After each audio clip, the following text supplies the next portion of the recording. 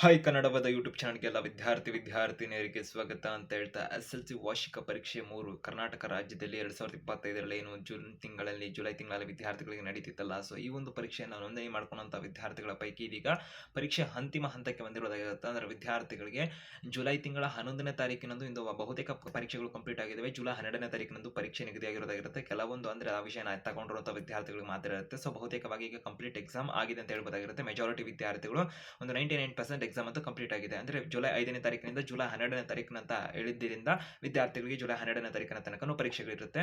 So ಹಾಗಾಗಿ ವಿದ್ಯಾರ್ಥಿಗಳಿಗೆ ಈಗ ರಿಸಲ್ಟ್ಗೆ ವಿದ್ಯಾರ್ಥಿಗಳು ವೇಟ್ ಮಾಡ್ತಿರ್ತಾರೆ. ಆಲ್ಮೋಸ್ಟ್ ಎಲ್ಲ ವಿದ್ಯಾರ್ಥಿಗಳು ಎಕ್ಸಾಮ್ ಅನ್ನು ಬರೆದಿರೋದ್ರಿಂದ ರಿಸಲ್ಟ್ ಯಾವಾಗ ಕೊಡ್ತಾರೆ, ನಮ್ಮದು ರಿಸಲ್ಟ್ ಡೇಟ್ ಅನ್ನು ಹೇಳಿ ಅಂತ ಸಾಕಷ್ಟು ವಿದ್ಯಾರ್ಥಿಗಳು ಕೇಳ್ತೀರಿ. ಮತ್ತೆ ಗ್ರೇಸ್ ಮಾರ್ಕ್ಸ್ ಇರುತ್ತಾ ಈ ಬಾರಿ ಅಂತೆಲ್ಲ ಸಾಕಷ್ಟು ವಿದ್ಯಾರ್ಥಿಗಳ ಪ್ರಶ್ನೆ ಆಗಿರೋದಾಗಿರುತ್ತೆ. ಅದಕ್ಕೆ ಸಂಬಂಧಪಟ್ಟಂತೆ ವಿವರದಲ್ಲಿ ಮಾಹಿತಿಯನ್ನು ತಿಳಿಸ್ತಾ ಇರೋದಾಗಿರುತ್ತೆ.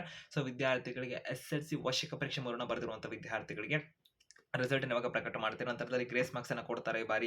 ಇದಕ್ಕೆ ಸಂಬಂಧಪಟ್ಟಂತೆ ಹೆಚ್ಚಿಗೆ ಅಪ್ಡೇಟ್ಸ್ ಇನ್ಫಾರ್ಮೇಷನ್ ಮಾಹಿತಿನ ತಿಳ್ಕೊಳ್ಳೋದಕ್ಕೆ ಕನ್ನಡದ ಯೂಟ್ಯೂಬ್ ಚಾನಲ್ಗೆ ಸಬ್ಸ್ಕ್ರೈಬ್ ಆಗಿದೆ. ಹೊಸದಾಗಿ ವಿಡಿಯೋ ನೋಡ್ತಿರೋ ಈ ಕೂಡಲೇ ಚಾನಲ್ಗೆ ಸಬ್ಸ್ಕ್ರೈಬ್ ಆಗಿ ಬೆಲ್ ಐಕಾನ್ ಕ್ಲಿಕ್ ಮಾಡಿ ನಿಮ್ಮ ಸ್ನೇಹಿತರಿಗೆ ಮರಿದೇ ವಿಡಿಯೋ ಶೇರ್ ಮಾಡಿ, ಅವ್ರಿಗೆ ಕೂಡ ಒಂದು ಮಾಹಿತಿನ ತಲುಪಿಸಿ ಅವ್ರಿಗೆ ಕೂಡ ಡೌಟ್ ಇರುತ್ತೆ ಅಂತ ಹೇಳ್ತಾ, ಕರ್ನಾಟಕ ರಾಜ್ಯದಲ್ಲಿ SSLC ವಾರ್ಷಿಕ ಪರೀಕ್ಷೆ 3 ಅಂದರೆ ಗೈರು ಹಾಜರಾದಂಥ ವಾರ್ಷಿಕ ಪರೀಕ್ಷೆ 1, 2ಕ್ಕೆ ಈ 3ನೇ ಪರೀಕ್ಷೆ ಬರೆದಿದ್ದಾರೆ. ನಂತರದಲ್ಲಿ ಕಡಿಮೆ ಅಂಕ ಬಂದಿದೆ ಅಂತ ಕೂಡ ಫಲಿತಾಂಶ ಉತ್ತಮ ಪಡಿಸ್ಕೊಳ್ಳೋಕ್ಕೂ ಕೂಡ 3ನೇ ಪರೀಕ್ಷೆನ ಬರೆದಿರ್ತಾರೆ. ಅಥವಾ ಕಳೆದ ವರ್ಷಗಳಲ್ಲಿ ಫೇಲ್ ಆಗಿ ಕೂಡ 3ನೇ ಎಕ್ಸಾಮ್ ಅನ್ನು ಬರೆದಿರಬಹುದಾಗಿರುತ್ತೆ. ಅಥವಾ ವಿದ್ಯಾರ್ಥಿಗಳಿಗೆ SSLC ಎಕ್ಸಾಮ್ 1 ಮತ್ತು 2 ನಲ್ಲಿ ಎಕ್ಸಾಮ್ ಅಂದರೆ ವಿದ್ಯಾರ್ಥಿಗಳಿಗೆ ಕಡಿಮೆ ಅಂಕ ಬಂದ್ಬಿಟ್ಟು ಅಥವಾ ಫೇಲ್ ಅಂತ NC ಅಂತ ಬಂದಿರ್ತಾರೆ ಆ ವಿದ್ಯಾರ್ಥಿಗಳು ಕೂಡ ವಾರ್ಷಿಕ ಪರೀಕ್ಷೆ ಬರೆದಿದ್ದೀರಾ.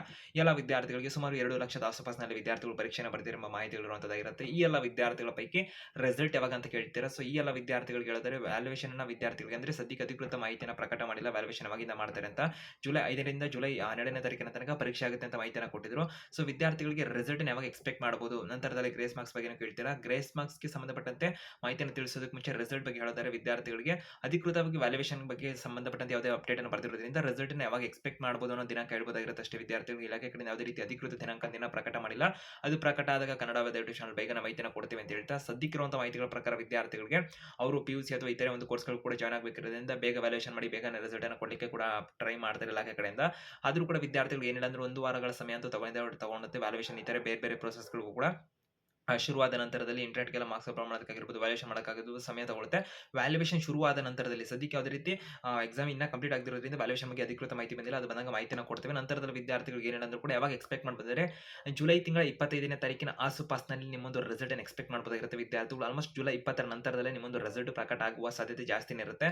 ಸೊ ಹಾಗಾಗಿ ವಿದ್ಯಾರ್ಥಿಗಳಿಗೆ ಸದ್ಯಕ್ಕೆ ಜುಲೈ 20ರಿಂದ 25ನೇ ತಾರೀಕಿನ ನಡುವೆ ನಿಮ್ಮ ಒಂದು ರಿಸಲ್ಟ್ ಎಕ್ಸ್ಪೆಕ್ಟ್ ಮಾಡಬಹುದು, ಅಥವಾ ಜುಲೈ 25ನೇ ತಾರೀಕಿನ ಆಸುಪಾಸಿನಲ್ಲಿ ರಿಸಲ್ಟ್ ಬರುವ ಸಾಧ್ಯತೆ ಇರುತ್ತೆ. ಸದ್ಯಕ್ಕಿರುವಂಥ ಅಪ್ಡೇಟ್ ಇದಾಗಿರುತ್ತೆ. ನಂತರದಲ್ಲಿ ಗ್ರೇಸ್ ಮಾರ್ಕ್ಸ್ ಕೊಡ್ತಾರೆ ಅಂತ ಕೇಳ್ತೀರಿ. ಗ್ರೇಸ್ ಮಾರ್ಕ್ಸ್ ಬಗ್ಗೆ ಕೂಡ ವಿದ್ಯಾರ್ಥಿಗಳಿಗೆ ಕರ್ನಾಟಕ ಶಾಲಾ ಪರೀಕ್ಷೆ ಮತ್ತು ಮೌಲ್ಯನಿರ್ಣಯ ಮಂಡಳಿ ಕಡೆಯಿಂದ ಕಳೆದ ವರ್ಷಗಳಿಂದ ಕೊಡ್ತಾ ಇರುವಂತದ್ದು ಯಾವ ತರ ಅಂದ್ರೆ ಕೋವಿಡ್ ನ ಪೂರ್ವದಲ್ಲಿದ್ದಂತ ಗ್ರೇಸ್ ಮಾರ್ಕ್ಸ್ ಮುಂದುವರಿಸ್ತೇವೆ ಅಂತ ಮಾಹಿತಿನ ಕೊಟ್ಟಿದ್ದಾರೆ. ಯಾವ್ದಾರ ವಿದ್ಯಾರ್ಥಿಗಳು ಪಾಸಿಂಗ್ ಸತತ ಬಂದು ಫೇಲ್ ಆಗುವಂತ 3 ಸಬ್ಜೆಕ್ಟ್ ಅನ್ನು ಪಾಸ್ ಆಗಿರುವಂತಹ ವಿದ್ಯಾರ್ಥಿಗಳಿಗೆ ಶೇಕಡ 10% ಕೃಪಾಂಕ ಕಂಟಿನ್ಯೂ ಆಗುತ್ತೆ ಅಂತ ಮಾಹಿತಿನ ಕೊಟ್ಟಿದ್ದಾರೆ. ಕೋವಿಡ್ ಸಂದರ್ಭದಲ್ಲಿ 20% ಹೋಗಿದ್ದು, ನಂತರದಲ್ಲಿ ಅದು 10% ಇಳಿಕೆಯಾಗಿ ಅಂದ್ರೆ ಕಾಮನ್ ಆಗಿ ಕಳೆದ ವರ್ಷಗಳಲ್ಲಿ ಕೊಡ್ತಿರುವಂತಾನೆ ಕೋವಿಡ್ ಪೂರ್ವದಲ್ಲಿ ಕೊಡೋ ರೀತಿಯಲ್ಲಿ ಶೇಕಡ 10% ಇರುತ್ತೆ ಅಂತ ಮಾಹಿತಿನ ಕೊಟ್ಟಿದ್ದಾರೆ. ಯಾವ ವಿದ್ಯಾರ್ಥಿಗಳಿಗೆ ಅಂತ ಹೇಳಿದ್ರೆ ಎಲ್ಲಾ ವಿದ್ಯಾರ್ಥಿಗಳಿಗೆ ಇದನ್ನ ಕೊಡೋದಿಲ್ಲ, ಒಂದು ನಿರ್ದಿಷ್ಟ ವಿದ್ಯಾರ್ಥಿಗಳಿಗೆ ಮಾತ್ರ ಇದನ್ನು ಕೊಡಲಾಗ್ತದೆ. ಯಾವ ವಿದ್ಯಾರ್ಥಿಗಳು ಅಂತಾನೆ ವಿದ್ಯಾರ್ಥಿಗಳು 3 ಸಬ್ಜೆಕ್ಟ್ ಪಾಸ್ ಆಗಬೇಕಿರುತ್ತೆ, ಮತ್ತೆ 3 ಸಬ್ಜೆಕ್ಟ್ ಅಲ್ಲಿ ಗ್ರೇಸ್ ಮಾರ್ಕ್ಸ್ ಅನ್ನು ಕೊಟ್ಟಂತ ಸಂದರ್ಭದಲ್ಲಿ ಪಾಸ್ ಆಗ್ತಾರೆ ಅನ್ನೋ ಸಂದರ್ಭದಲ್ಲಿ ಆ ವಿದ್ಯಾರ್ಥಿಗಳು ಕೊಡ್ತಾರೆ. ಮತ್ತೆ ಕನಿಷ್ಠ ಗ್ರೇಸ್ ಮಾರ್ಕ್ಸ್ ಅನ್ನು ಕೊಡಬೇಕು ಅಂದ್ರೆ ವಿದ್ಯಾರ್ಥಿಗಳು ಉತ್ತೀರ್ಣ ಆಗುವ ತರ ಇರಬೇಕಿರುತ್ತೆ, ಅಂತ ವಿದ್ಯಾರ್ಥಿಗಳು ಮಾತ್ರ ಕೊಡ್ತಾರೆ. ಸೊ ಎಲ್ಲ ವಿದ್ಯಾರ್ಥಿಗಳನ್ನ ಗ್ರೇಸ್ ಮಾರ್ಕ್ಸ್ ಅಂತೂ ಕೊಡೋದಿಲ್ಲ. ವಿದ್ಯಾರ್ಥಿಗಳು ಅರ್ಥ ಆಗಿದೆ ಅನ್ಕೊಳ್ತೀನಿ. ಹೆಚ್ಚಿಗೆ ಅಪ್ಡೇಟ್ಸ್ ಇನ್ಫಾರ್ಮೇಷನ್ ಬಂದಾಗ ಕನ್ನಡ ಯೂಟ್ಯೂಬ್ ಚಾನಲ್ ಮಾಹಿತಿನ ಕೊಡ್ತೇವೆ. ಅದಕ್ಕೆ ಚಾನಲ್ಗೆ ಸಬ್ಸ್ಕ್ರೈಬ್ ಆಗಿ ಬೆಲ್ ಐಕಾನ್ ಕ್ಲಿಕ್ ಮಾಡಿ.